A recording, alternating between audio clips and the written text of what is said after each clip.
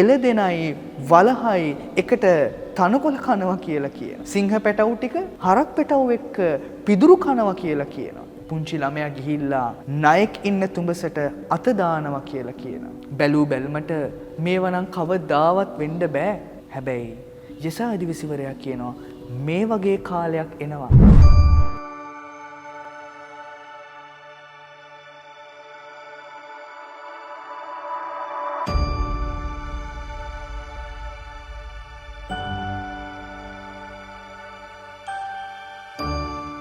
අපි මේ ඉන්න කාලේ අපිට හිතාගන්න බැරි දේවල් සිද්ධ වෙච්ච කාලයක්. අපි කවදාවත් හිතුවේ නැති විදිහට අපේ රට මහ විනාශයකට ඇදගෙන ගිය කාලයක් වුණා. කවදාවත් අපි ලෑස්ති වුණේ නැහැ මේ වගේ විශාල දෙයකට. අපි හිතුවේ නැහැ. ගොඩක් අය කියන්න ගත්තා අපි හිතුවේ නැති විදිහට අපේ ගෙවල් වලට වතුර ආවා. අපි හිතපු නැති විදිහේ දේවල් තමයි මේ පාර සිද්ධ වුණේ. කවදාවත් අපි ගම් වතුරක් අපේ පැත්තකට ඇවිල්ලවත් නැහැ. ඒත් මේ පාර අපිට වතුරේ බහින්න සිද්ධ වුණා. හිතුවේ නැති ගොඩාක් දේවල් වලට අපිට මුහුණ දෙන්න සිද්ධ වුණා. ඔන්න ඔය වගේම හිතාගන්න බැරි විදිහේ කතන්දරයක් එදා කවදාවත් ඊශ්‍රායල් මිනිස්සු හිතුවේ නෑ වෙන රටකට ගිහිල්ලා වෙන රජෙක් යටතේ මේ මිනිස්සු ටිකක් යටතේ වහල්ලු වගේ ජීවත් වෙන්න වෙයි කියලා. කවදාවත් හිතුවේ නෑ. හැබැයි ඒ මිනිස්සුන්ට එහෙම වෙන්න වුණා. ඒ වහල්කමේ ඉන්නකොට ඔන්න යෙසායා දිවසිවරයා හිතාගන්න බැරි කතන්දරයක් කියනවා. දාවිද්ගේ රජපෙළපතින් අලුත් අංකුරයක් එනවා. දැන් මේ දාවිද්ගේ රජපෙළපත වහල්කමක ඉන්නේ. වහල්කමක ඉන්න මිනිස්සුන්ගෙන් කොහොමද අංකුරයක් එන්නේ? අලුත් පෙළපතක් එන්නේ කොහොමද? හිතන්න බැරි දෙයක්. ඔන්න ඔය හිතන්න බැරි කතන්දරය ඇතුලේ යෙසායා දිවසිවරයා තවත් හරි අමුතු කතාවක් කියනවා. ඒ තමයි සිංහයයි එළුපෙටියයි එකට ඉන්නවා කියලා කියනවා. වෘකයයි බැටළුවයි එකට ඉන්නවා කියලා කියනවා. එළදෙනයි වලහයි එකට තනකොළ කනවා කියලා කියනවා. සිංහ පැටවු ටික හරක් පැටවු එක්ක පිදුරු කනවා කියලා කියනවා. පුංචි ළමයා ගිහිල්ලා ණයෙක් ඉන්න තුඹසට අත දානවා කියලා කියනවා. බැලූ බැල්මට මේවනම් කවදාවත් වෙන්න බෑ. හැබැයි යෙසායා අධිවසිවරයා කියනවා මේ වගේ කාලයක් එනවා. ඒ කාලේ එන්නේ කොහේද? මේ දේවල් සිද්ධ වෙන්නේ කොහේද? ඔන්න යෙසායා අධිවසිවරයා කියනවා මේ වෙන්න බැරි හිතාගන්න බැරි දේවල් ටික මේ විදිහට වෙනස් වෙන්නේ දෙවියන් වහන්සේගේ ශුද්ධ කන්දේ. ඒ ශුද්ධ කන්දේ කිසිම අනතුරක් නැහැ.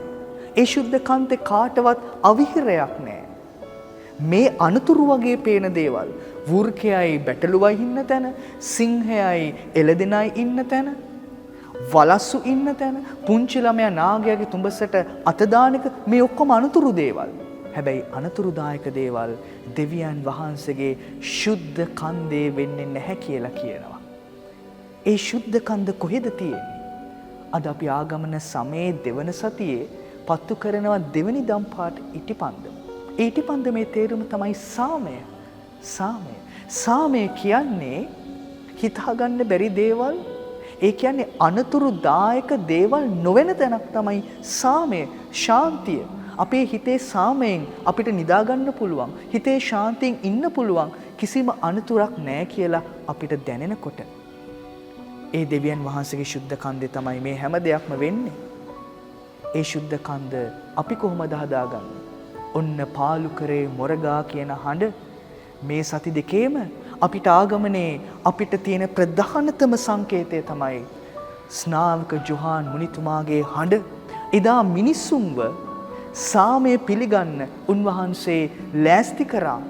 එතන හිටපු පරිසවරු ටික, එතන හිටපු හේවායු ටික, එතන හිටපු අයකැමියු ටික, මේ හැම කෙනෙක්ම මිනිස්සුන්ට අනතුරක් වෙච්ච මිනිස්සු.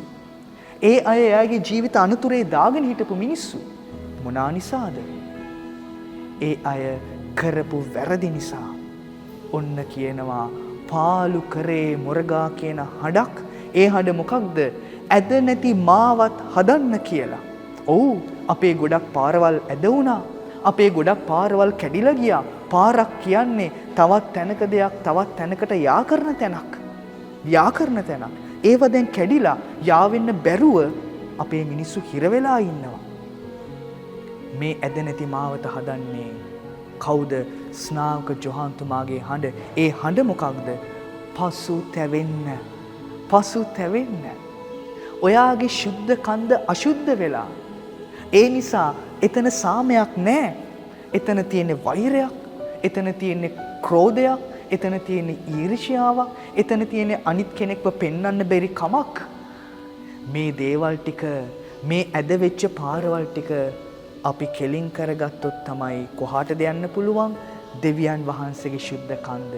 ඒ ශුද්ධ කන්දේ තමයි අනතුරක් නොවි අපිට සාමයෙන් ශාන්තයෙන් අලුත් පෙළපතක්, අලුත් අංකුරයක් අපිටත් එන්නේ. අපි අපේ ගවලෙන් අලුත් කරගත්තට, අපේ නත්තල් ගහේ තියෙන සැරසිලි අලුත් කරගත්තට වැඩක් වෙන්නේ නැහැ.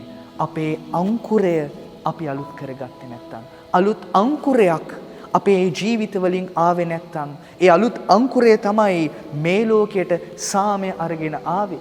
මේ ලෝකේ හදවත් එකතු කරේ, මේ ලෝකේ කැඩිච්ච පාරවල් එකතු කරේ, ඇදගිය පාරවල් කෙලින් කරේ.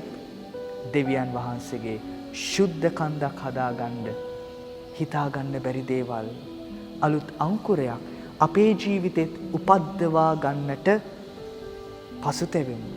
පසුතැවිල විතරක් නෙමෙයි, ඒ පසුතැවීම අපේ හැසිරීමෙන් පෙන්වන.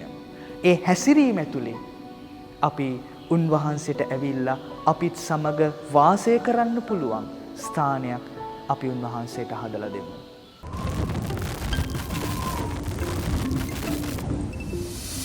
Walk with the church.